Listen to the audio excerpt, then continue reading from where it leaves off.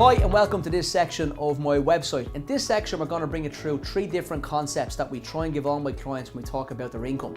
If you think about it, your income is your most important asset that you have. So what do I mean by that? Well, if you think about it, the amount of income you have, you're going to get it every year, possibly over the next 10, 20, 30, 40, even 50 years in some cases.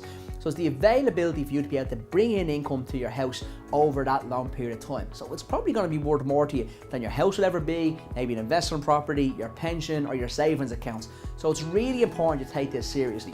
What we're going to teach you to do, and we do this like I said with most of my clients, and it's really simple. First of all, we get you to protect your income, then we get you to grow your income, and then we get you to replace it. So when we talk about protect, what do I mean? Well, we would think about it. If you have an income stream coming in, should anything go wrong, it's very important that you protect that. So when I say protect, we talk about income protection.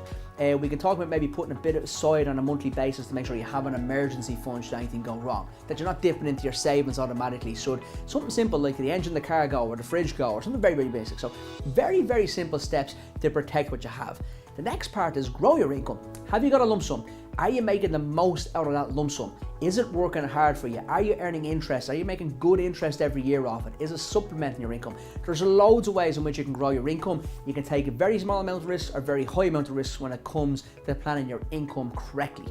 And the last part is replace. Hopefully you're going to make it through life and get to 60, 65 or 70 years of age and you're going to want to retire.